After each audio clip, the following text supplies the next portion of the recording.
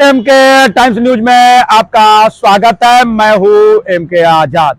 आज हम बात करेंगे नीतीश कुमार के मामले को लेकर, क्योंकि इस बात राजनीति में इसी बात को लेकर चर्चा जरूर है कि क्या अगली बार नीतीश कुमार अग्निवीर हो जाएंगे। क्या अगली बार विधानसभा का चुनाव जो बिहार में होने वाले हैं, उस विधानसभा में क्या नीतीश कुमार डिप्टी सीएम तक ही सिमट जाएंगे।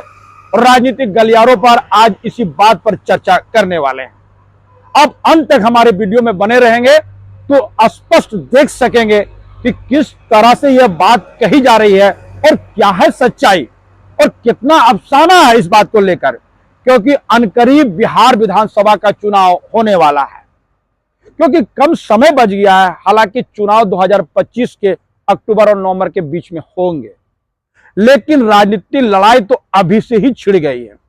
और जिस तरह से एकनाथ शिंदे को लेकर भारतीय जनता पार्टी ने एक नैरेटिव बनाई कि जो 2 महीने पहले सीएम हुआ करते थे, 2 महीने बाद ऐसी कौन सी परिस्थिति खड़ा हो गई कि वो डिप्टी सीएम लेने के लिए मजबूर हो गए। और सब कुछ तो होते हुए दिखा, क्योंकि एकनाथ शिंदे को ही आगे रखकर चुनाव लड़ा गया था। लेकिन चुनाव में जिस तरह से सफलता पाई गई, लेकिन उसका क्रेज अगर एकनाथ शिंदे को ना देकर अगर देवेंद्र फडणवीस अपने ऊपर लेने का प्रयास करते हुए दिखेंगे तो समझा जा सकता है कि भारतीय जनता पार्टी के अंदर खाने क्या इशारा करते हुए नजर आती है। क्योंकि 57 सीट तो एकनाथ शिंदे का भी था और मात्र 45 सीट यानी 45 सीट जब नीतीश कुमार के हो और नीतीश कुमार सीएम पे पद पर बने रह जाए तो 57 पे एकनाथ शिंदे का हक तो जरूर बनता था। लेकिन ऐसा होता हुआ नहीं दिखा। जैसे ही भारतीय जनता पार्टी को प्रचंड बहुमत वहां पर मिला, यानी 132 सीट जैसे ही भारतीय जनता पार्टी के खाते में आई तो भारतीय जनता पार्टी के भावे तन जरूर गई और वो सब कुछ भुलाकर वो अपने मुख्यमंत्री बनने की जुगाड़ में जरूर फिट गए। और जिस तरह से नैरेटिव कसा जा रहा था कि एकनाथ शिंदे नाराज है, तो नाराज तो बिल्कुल नहीं थे। भारतीय जनता पार्टी का अंदर खाने की लड़ाई थी कि देवेंद्र फडणवीस बनेंगे कि कोई और मुख्यमंत्री बनेगा, इसी का जिस था और इस्तेमाल किया जा रहा था एकनाथ शिंदे का। और सारा ठिकरा एकनाथ शिंदे के माथे पे फोड़ने का प्रयास तो महाराष्ट्र की जनता ने देखा भी। लेकिन मैं आज बात कर रहा था नीतीश कुमार को लेकर। जी हाँ, अंदर खाने की रिपोर्ट पर यकीन कर ले तो यह बात स्पष्ट होता हुआ दिखता है कि एकनाथ शिंदे को सीएम बनाने का पक्षधर तो पूरी तरह से जदयू और नीतीश कुमार जरूर था। लेकिन करे तो क्या करे, क्योंकि बड़ी प्रयास तो बिहार विधानसभा में पिछली बार का चुनाव में नीतीश कुमार के तरफ से किया जरूर गया। और जिस तरह वो 40 से 42 सीटों में सिमटते हुए नजर आए, लेकिन मजबूरी तो सिर्फ यह है कि नीतीश कुमार यदि भारतीय जनता पार्टी को छोड़कर अगर राष्ट्रीय जनता दल और इंडिया गठबंधन में चले जाते तो वहां भी उनको स्वीकार कर लिया जाता। यही है नीतीश कुमार का बड़ी प्राथमिकता और यही है नीतीश कुमार का बड़प्पन और यही है नीतीश कुमार की राजनीतिक चाल। और एकनाथ शिंदे की मजबूरी यही थी कि वो इंडिया गठबंधन पे अपने तालमेल को सही रख नहीं पाए। जिस तरह नीतीश कुमार बिहार में करते हुए नजर आए, वो पाला बदलकर कभी इधर चले जाते हैं, पाला बदल के कभी उधर चले जाते हैं और दोनों के बीच उनका तालमेल तो सही से बढ़ जाता है। इसी को राजनीति में नीतीश कुमार का गहरी चाल तक कहते हैं। लेकिन अब ऐसा होता हुआ नहीं दिखेगा, क्योंकि अनकरीब जो बिहार विधानसभा से चुनाव होने वाले हैं वो इस बात की ओर इशारा जरूर कर देगा कि जैसे ही नीतीश कुमार और भारतीय जनता पार्टी के गठबंधनों का, चाहे चिराग पासवान की हो या दूसरे दलों से, लेकिन तमाम लोगों के बीच जब चुनाव होंगे और जब भारतीय जनता पार्टी की सीटें बढ़ जाएगी तो इस बार तो जरूर और जरूर बीजेपी बिहार में अपना मुख्यमंत्री चुन लेगी।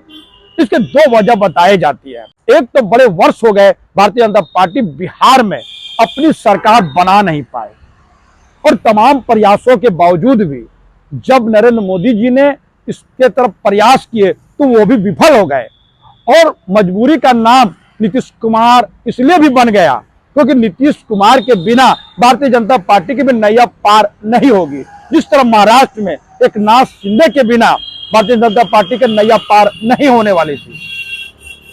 और इसी के बाद जिस तरह से नीतीश की जदयू ने असम के हिमंता बिश्व शर्मा के बी बैंक को लेकर जिस तरह से दो दो हाथ करते हुए नजर आए, और उनके प्रवक्ता ने जिस तरह से असम के सीएम हिमंता बिश्व शर्मा को घेरा, भारतीय जनता पार्टी के इस नियम के खिलाफ में जिस तरह से मोर्चा खोला, असहमति बनाई, तो क्या सही और सही एकनाथ शिंदे को मुख्यमंत्री नहीं बनाए जाने से क्या सीएम नाराज थे, क्या नीतीश कुमार नाराज थे?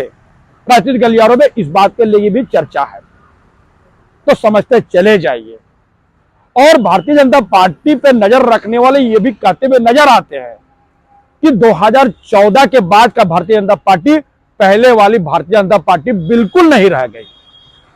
याद कर लीजिए, जब केंद्र में वाजपेयी की सरकार हुआ करती थी और बड़ा एक कुनबा जब एनडीए गठबंधन का तैयार जब वाजपेयी जी और आडवाणी जी करते हुए नजर आए, आज वो कुनबा कहां है?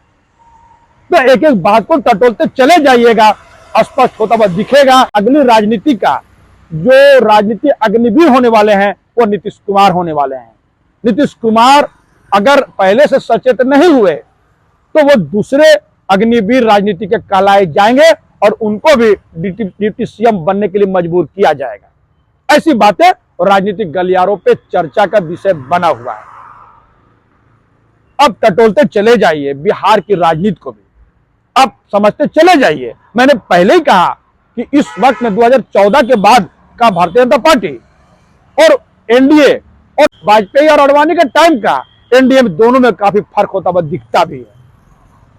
तो चलिए याद कर लीजिए, रामविलास पासवान के बारे में कहा क्या जाता था। रामविलास पासवान के बारे में कहा जाता कि सरकार किसी की भी बने लेकिन रामविलास पासवान मंत्री जरूर रहेंगे, वो उनकी तालमेल थी।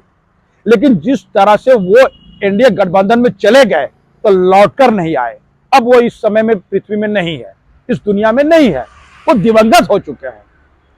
लेकिन जो कुछ उनकी पार्टी के साथ भी जब भारतीय जनता पार्टी करते हुए नजर आई तो बड़ा दिलचस्प नजारे हैं।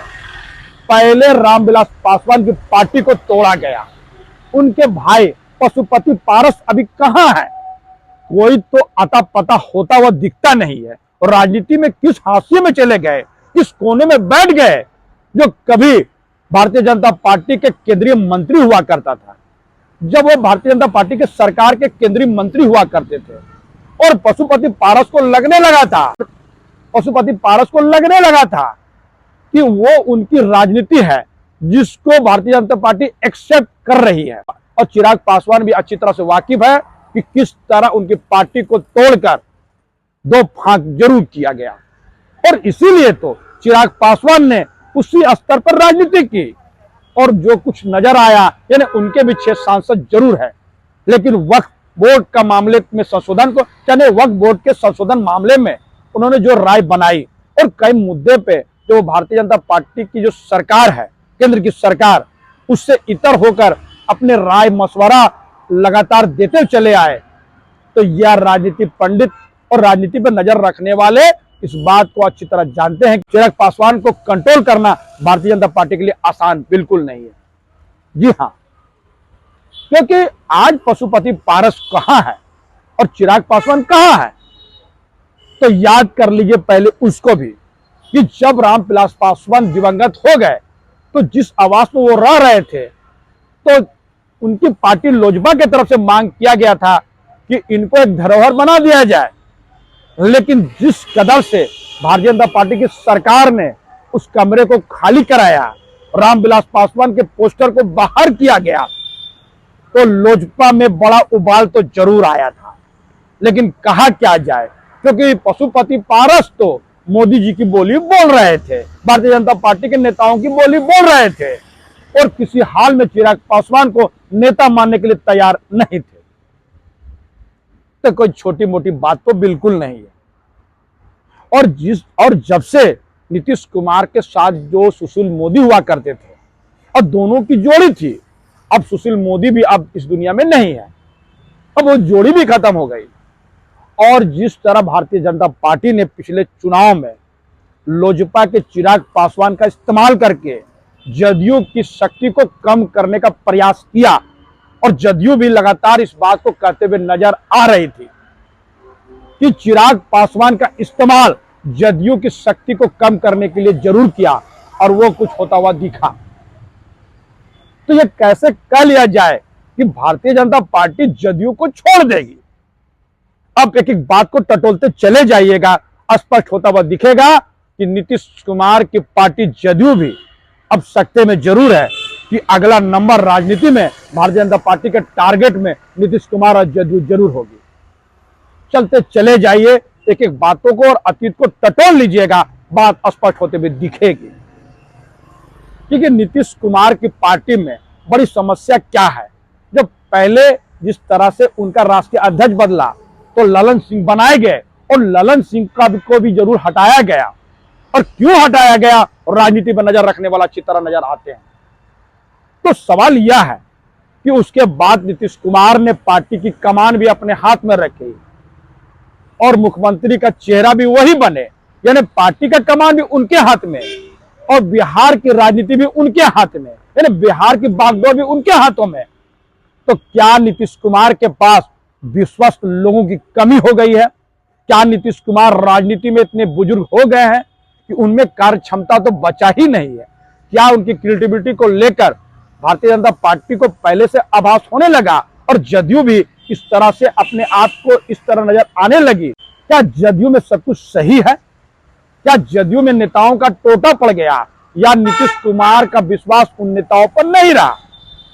सब कुछ साफ साफ इशारा करते हुए नजर आता है कि जिस कदर से नीतीश कुमार का राजनीतिक इस्तेमाल करने के लिए भारतीय जनता पार्टी पृष्ठभूमि तैयार की।